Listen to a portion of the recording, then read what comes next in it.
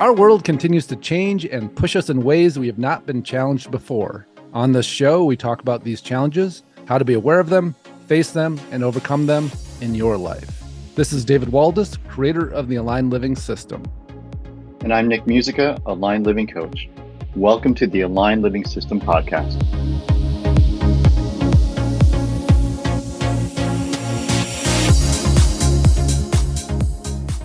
Welcome to another episode of the Aligned Living System podcast.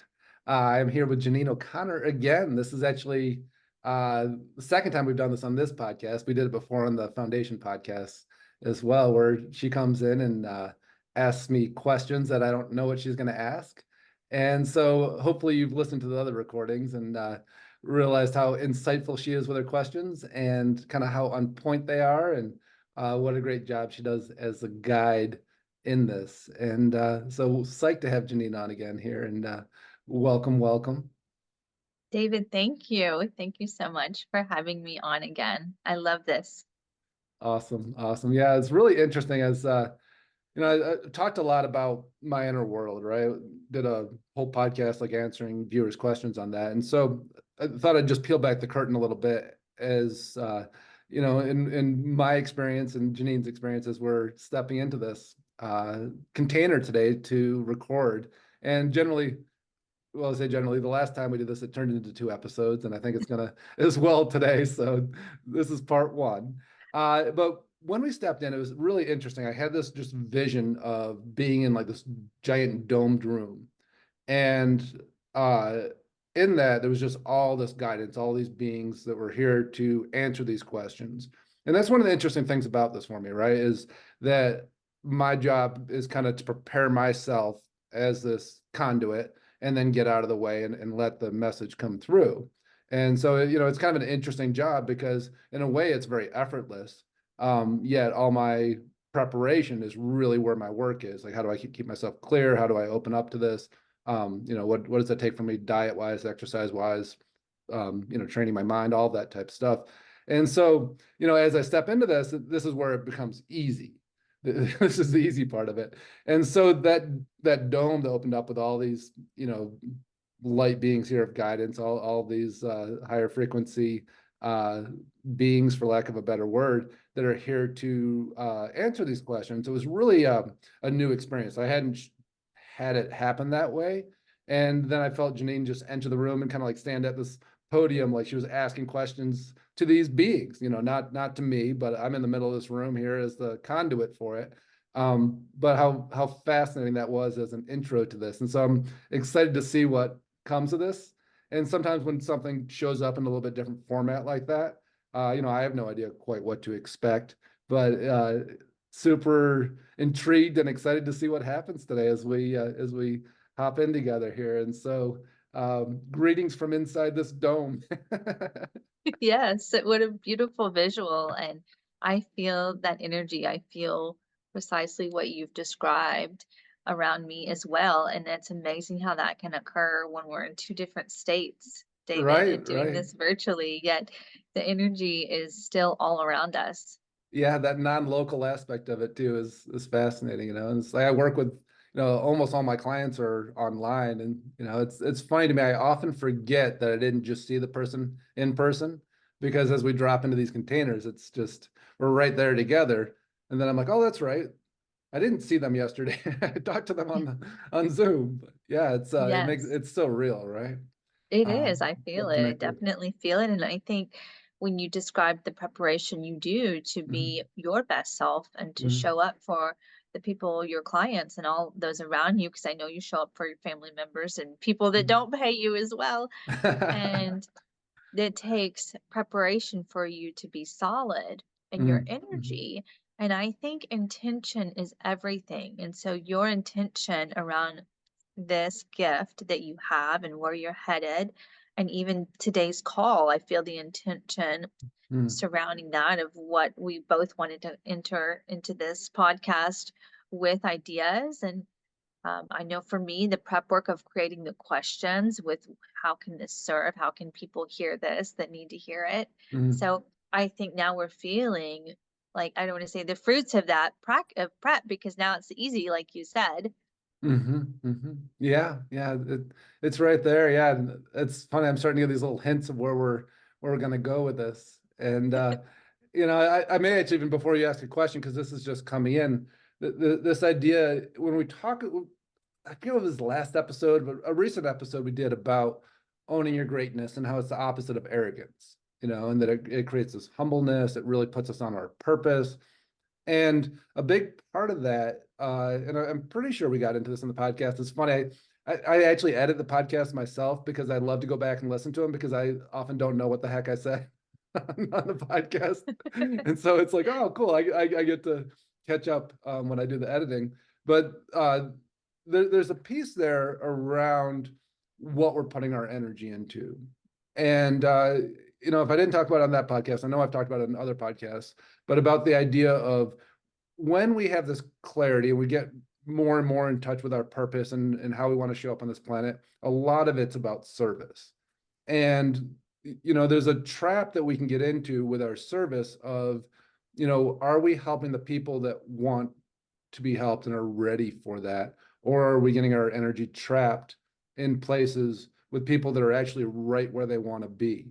Um, and so I just wanted to talk about that for a second from two perspectives. One is, as the person who's being in service, like, are you finding yourself putting all of your energy into supporting people that, if you really took a deep look at it, they're right where they want to be. They may complain about it and say they want something different, but are they?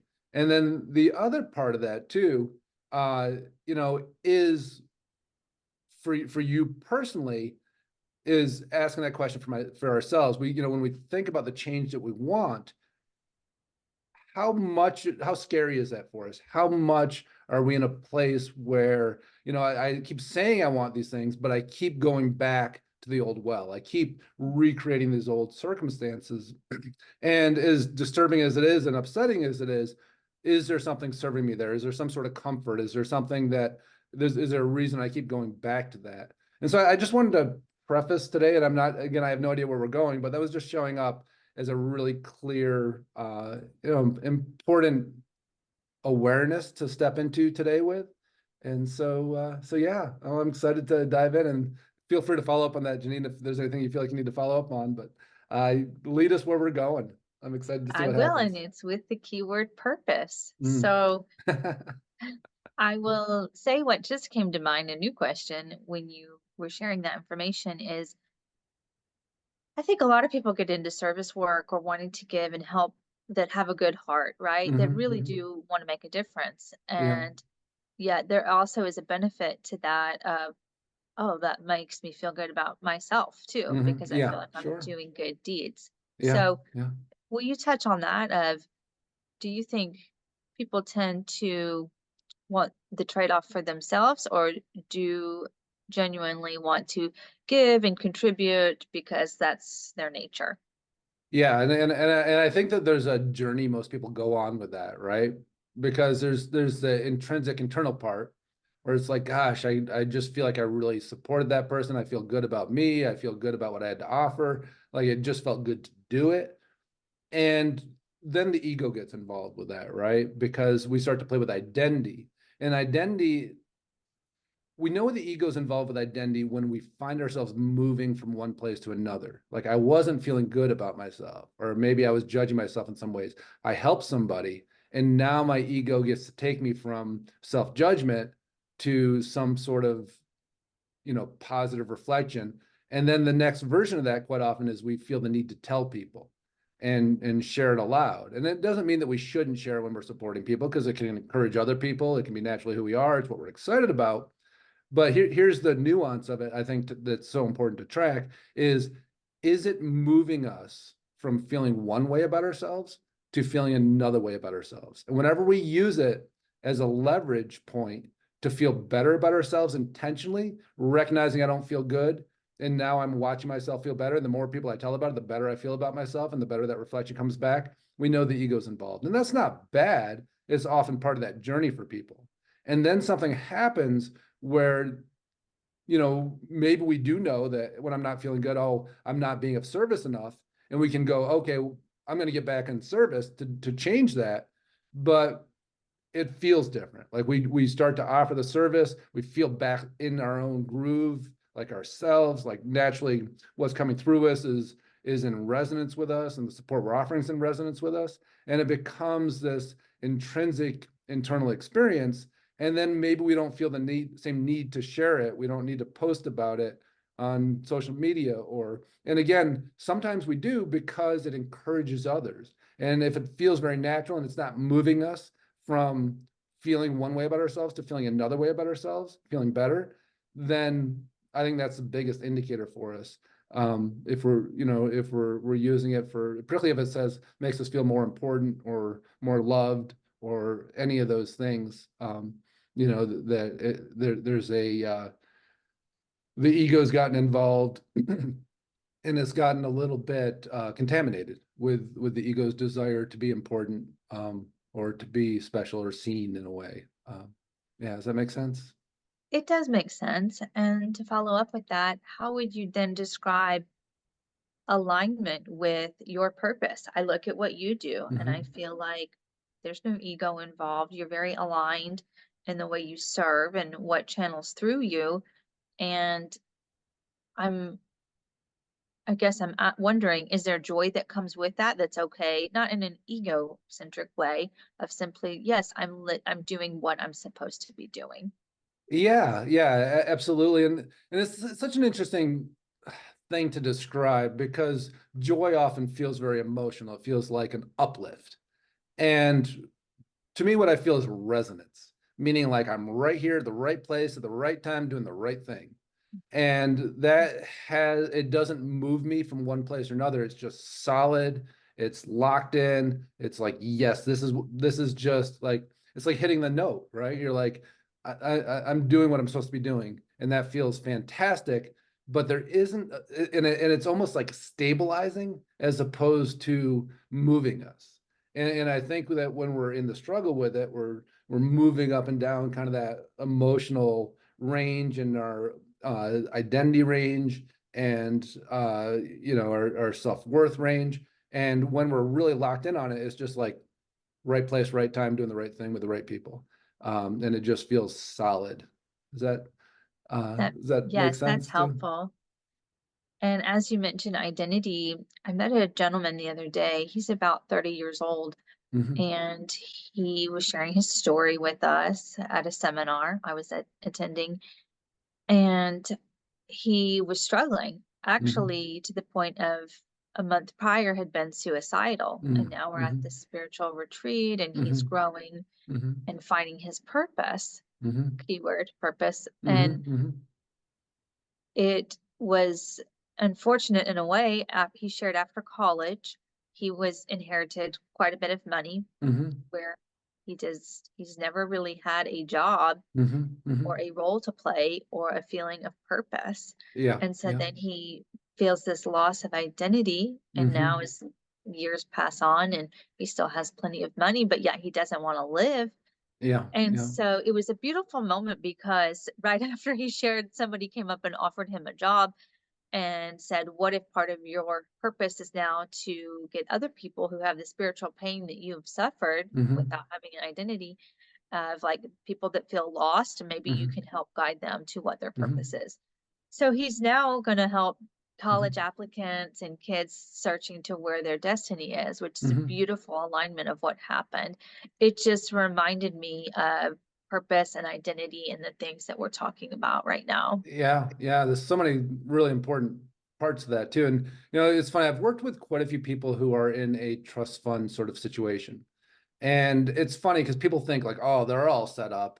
And particularly people that don't have that in their lives or have struggled financially or a lot lands on them, it's very easy to look at that as easy street. It's very easy to look at that as like, oh, they're set up for success. They don't have to worry.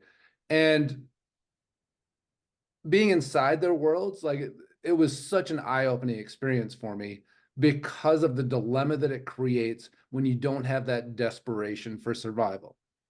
And that sounds rather weird to say, but when your basic needs are taken care of, you would think that the person would just be like, oh, well, I can pursue what's interesting to me. I can pursue, what my passions are. I can do anything now because I don't have to worry.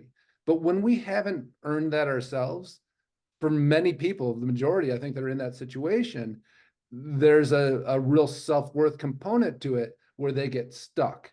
And without that, the desperation of how am I going to show up in this world? How am I going to make my mark? How am I going to make myself, viable to survive here? Like, when all that's taken care of, it really, really messes with a person because, at two levels. One is they feel like they need to live up to this incredible setup that they've been given, and they don't feel capable of showing up in the world big enough to match up with the gift, so to speak, right, that they were given of this financial security. And it really, really messes with them.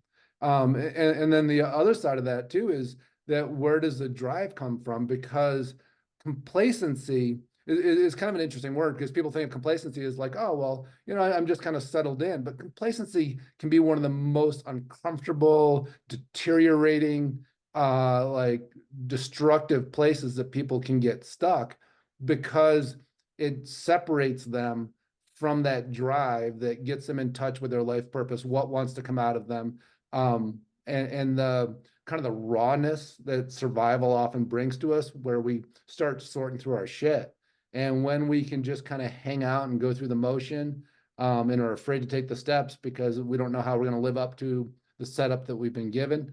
In a way, it sounds very weird to say this, but when I've spent time in those folks' energy and world, they have it in many ways much harder than those of us that have had to work our ass off to even, just pay our bills, to stabilize ourselves, because we trust ourselves after doing that. We know we have what it takes.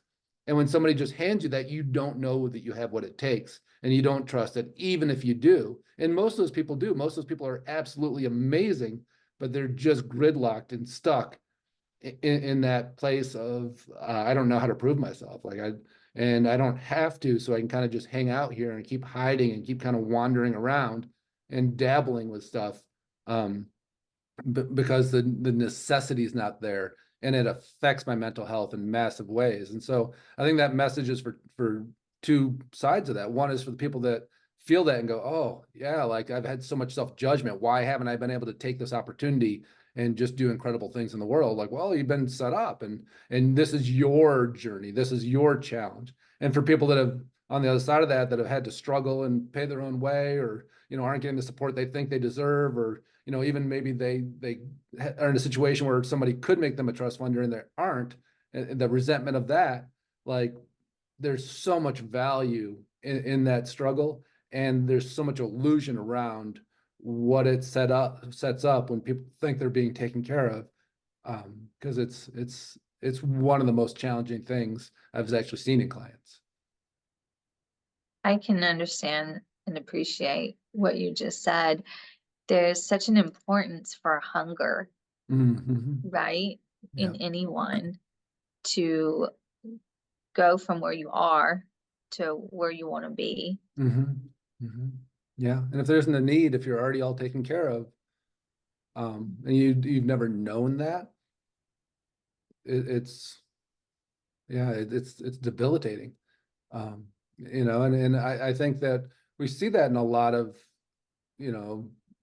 kids whose parents have really not wanted them to have the same struggles that they had. And it's all well intended, yet it really sets them up in, a couple different ways. One is that hunger piece, but the other one is that when they get so much handed to them and they go out into the world, and then the world doesn't give a shit about them, like, it's so just devastating. Like, there's such a transformation that is required of them, and such a rude awakening of, yeah, like, well, nobody gives a shit, get in line. And Mhm. and they're like, oh, no, no, no, no, no, no, I'm always at the front of the line. People are like, so yeah, like, I don't understand why would it, that's not what I do. Like, well, it is now. It is now. And that's, we all have our burdens, we all have our growth points, and whatever one you're in working through or have worked through, it's perfect for you. And when we get into jealousy or thinking that we can't do it because somebody else is set up and that's why they're where they're at, believe me, they are in their own struggles. And when we focus on working through our own instead of, looking outside at other people thinking that they've gotten it made, we just don't know. And it doesn't serve us in any way. Would you say then that it's a disservice to enable your kids, which I know a lot of adults want the best for their kids, and it's good intended to help them get through college, to help them get a house or whatever name, fill in the blank of what you want to help Yeah, your kids yeah. with. And yet, and I'm sure it's child dependent because some Mhm. people still have a drive or a will to Mhm. improve themselves. I'm just curious if you feel like as a society, we have, gone too far with what we perceive as helping our kids. Mhm. And then if you look at the mental well-being of most teenagers or young adults, it seems that we've had increased depression, anxiety, Yeah. even suicide, these mass shootings. Like, Mhm. what is going on in the Yeah, world? yeah, messy, right? Yeah, and I think that a lot of the kids that are coming in are so much more sensitive, right? And so we can talk about the culture of that and go, oh, we have to be so careful in how we talk, and like everything's off limits now, and accountability. And there's absolutely a cultural component to that, and there's also a genuine sensitivity with the new folks that are coming in. And I mean, I think that I can really feel that, feeling like there's a lot of us that have been on this planet for a while that are kind of part of this new wave of kids that are just being born now, like those front runners, like talk about like indigos and crystals and all of that. Like, and I know that was me too coming onto this planet. And so I grew up in an era where, it was like, just deal with it, kid, right? But I had those same sensitivities. And so when I see these kids coming in, I can see that and feel that in them very easily.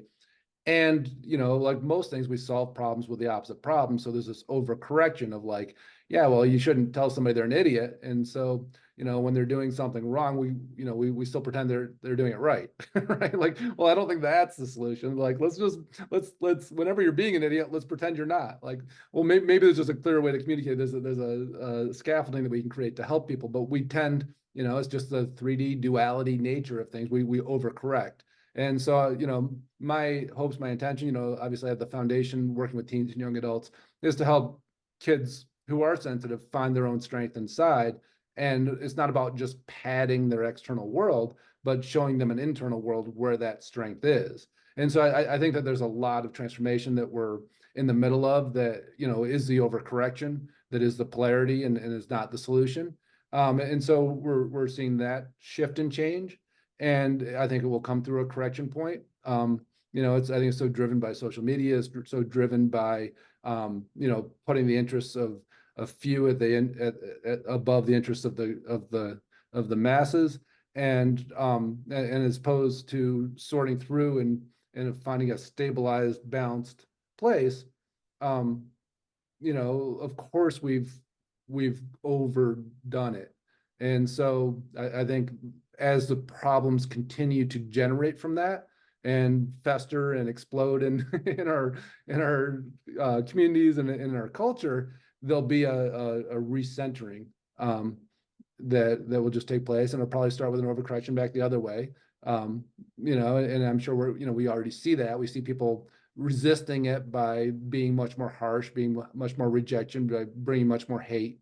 But it's all part of this balancing place, and it's what it looks like in duality.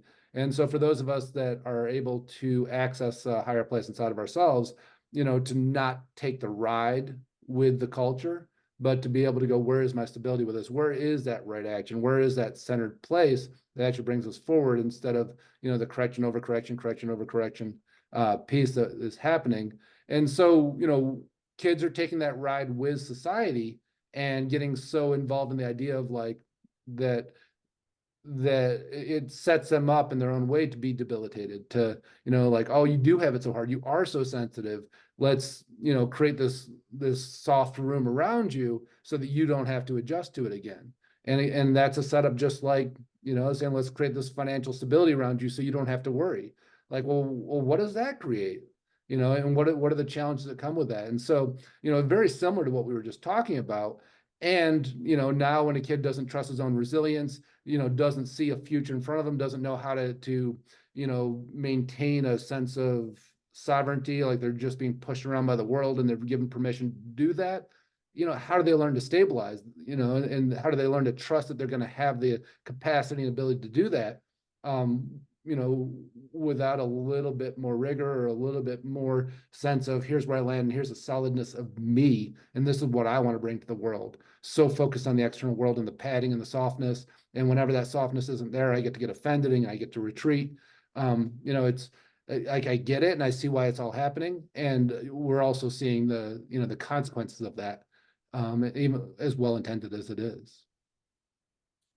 Yeah. Yes. Did that That answer all your questions? makes sense. It felt like there's more to the Oh, question it than that. really opened up another whole can of questions. And I listened to a motivational speaker named Eric Thomas. He goes Okay. by ET. And he goes into these colleges and talks to kids and motivates athletes. And, Mhm. he talks about how they've become soft. And, Mhm. he had a hard upbringing. His mom even kicked him out on the streets at a certain point that was like, get yourself together. And, Mhm. I'm done with you. And yet it created such a hunger in him and a Mhm. drive, and Mhm. for him to be the man he is today. He actually got his PhD. He went to school on and on and on, and he's very successful now. And yet he knows what it's like to have that hunger and to do something about it. Yeah, So yeah, absolutely. it's Absolutely. just And it's interesting, right? That is the duality piece too, right? Like here's the harshness, right? Versus the softness. yes, And so we bounce back and forth. Which one's the solution? And yes, that's always such a funny question to me, because it's like, well, what if there's like this loving accountability in the middle? But when we get uncomfortable, when we recognize that something's wrong, which of course we do, that's what part of our human nature, we want to make it the opposite. And I've talked a lot about this, of how important it is for us whenever we decide something is wrong or needs to change, is to identify what we believe is the opposite of that. And not so we can do it, because that's going to be our nature, but to recognize that as these are now the bookends. And our answer is going to actually be, our alignment is going to be somewhere in the middle of those things. But if we don't identify it, there's a really strong tendency for us, and even when we do identify, there's a really strong tendency for us to think that's the solution. But when we can bring that mindfulness and that understanding that goes, this is probably what I'm going to want to do here. Okay, let me label it, let me see it, let me know it, so that I know that that's not the answer. Because my duality nature is going to, my human nature is going to make that appear to me as if it is. And until I find my alignment and my balance, that doesn't change. yes, I like that. I think it's great as a parent, particularly to be aware of your tendencies. Yeah, it's interesting. One of the things that I talk to my daughters a lot. Two daughters who are now 22. I can't believe that, and 19. Uh, Growing up was, we lived in a lot of wealthy communities, and like I kind of got a kick out of it. Like my kids thought we were kind of poor, as they were growing up, because we lived in these wealthy communities. And I'm like, I'm kind of okay with that, Yes. right? Because it's like who's standing next to you type of thing. But we talked a lot about the difference between entitlement, where somebody thinks that they should just have stuff, it should be handed to them, and when it isn't, they just can't believe it. you know and the other part of that, that's not entitlement, which is about privilege and living a privileged life, meaning that we're in situations and we're settings where we have these incredible opportunities in front of us, where we've maybe worked really hard to create them, and there's a certain privilege that comes with that, a certain amount of opportunity that other people don't have. And while I believe that we can all work through wherever we're starting from and create privilege in our life, there's a huge difference between the privilege that we can achieve or can be offered to people around us, and entitlement of like, well, I just deserve this. And, it's funny, like my girls can almost go like, okay, here comes the privilege entitlement talk again, right? Because, they grew up around a lot of people that were very entitled, that, had everything and just couldn't imagine not having it just handed to them. And, I know what a setup that is in the world. That wasn't the world I grew up in. And privilege wasn't the world I grew up in either. Yet I wanted them to recognize that in the world, anything that they want is available to them, and they have to do the steps to earn it. And there's a certain amount of privilege that comes with just that understanding, right? Most people don't have that understanding. The understanding itself and the example of it, and recognizing that you can create whatever you want in your life, that is privilege, because most people aren't given that conceptual understanding of reality.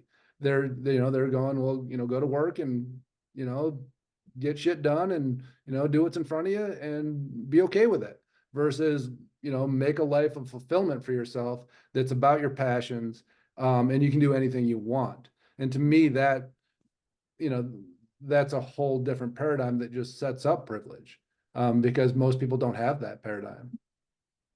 It is such a gift. I heard Anderson Cooper talk about his mother, who was Gloria Vanderbilt, who had millions of dollars. And Gloria told him at an appropriate time, I don't know if that was adolescence or young adult or after college, basically, you're not going to get my money. Like I'm not leaving you my estate.